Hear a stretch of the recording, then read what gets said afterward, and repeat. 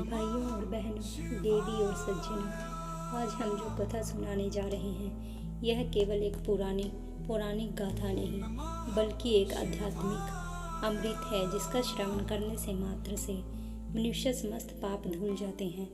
वह निष्पाप होकर मोक्ष के मार्ग पर चल पड़ता है। जय माता दी दोस्तों, आज हम नवरात्रि के अष्टम दिवस का पाठ करने जा रहे हैं।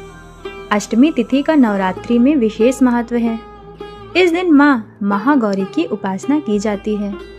माँ महागौरी अपने भक्तों के समस्त पापों का नाश कर उन्हें पवित्रता और समृद्धि प्रदान करती हैं। भक्तों को इस दिन कन्या पूजन और अष्टमी व्रत का भी विशेष महत्व बताया गया है। शास्त्रों के अनुसार माँ महागौरी का वर्ण शंख, चांद और कुंद के समान अत्यंत गोरा है।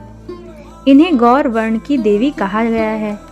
इनकी 4 भुजाएं हैं। दाहिने हाथ में त्रिशूल और अभय मुद्रा है, बाएं हाथ में डमरू और वर मुद्रा है।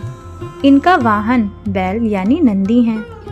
माँ महागौरी को श्वेतांबर धरा कहा गया है क्योंकि वे श्वेत वस्त्र धारण करती हैं।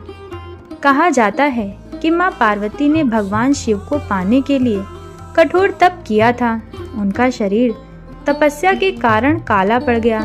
तब भगवान शिव ने गंगा जल से स्नान कराकर उनका गौर वर्ण रूप प्रदान किया, इसलिए उन्हें महागौरी कहा जाता है। माँ महागौरी की पूजा से जीवन की सारी बाधाएं दूर होती हैं और गृहस्थ जीवन में सुख समृद्धि आती है। तो चलिए जानते हैं नवरात्रि के अष्टम दिवस की कथा, जो कि महागौरी की कथा है। एक कथा के अनुसार पार्वती जी ने भगवान शिव को पति रूप में पाने के लिए हिमालय पर कठोर तपस्या की। वर्षों की तपस्या के कारण उनका शरीर काला पड़ गया।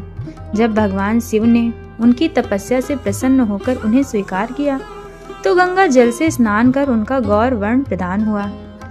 उसी समय से उनका नाम महागौरी पड़ा।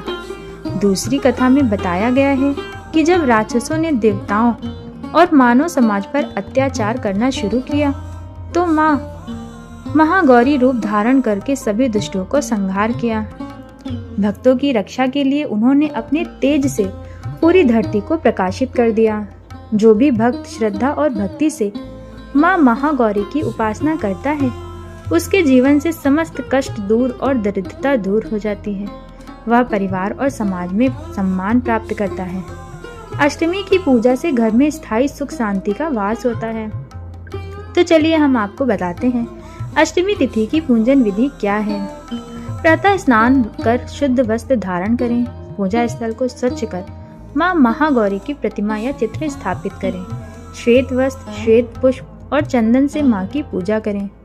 गुड़, नारियल और हलवे का भोग चढ़ाएं। ओम देवी महागौराय नमः इस मंत्र का 108 बार जप करें।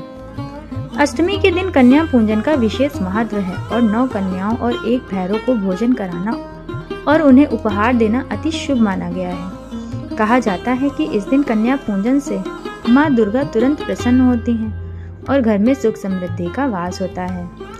साथियों, नवरात्रि का अष्टम दिवस बहुत ही शुभ और पावन है।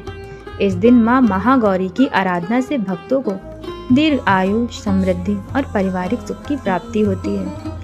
माँ भक्तों के जीवन से पापों और संकटों को दूर करके उन्हें उज्जवल जीवन प्रदान करती हैं। आइए हम सब मिलकर प्रार्थना करें। हे माँ महागौरी, हमारे जीवन से दुख, दरिद्रता और कष्टों का नाश कर हमें सुख, शांति और समृद्धि प्रदान करें।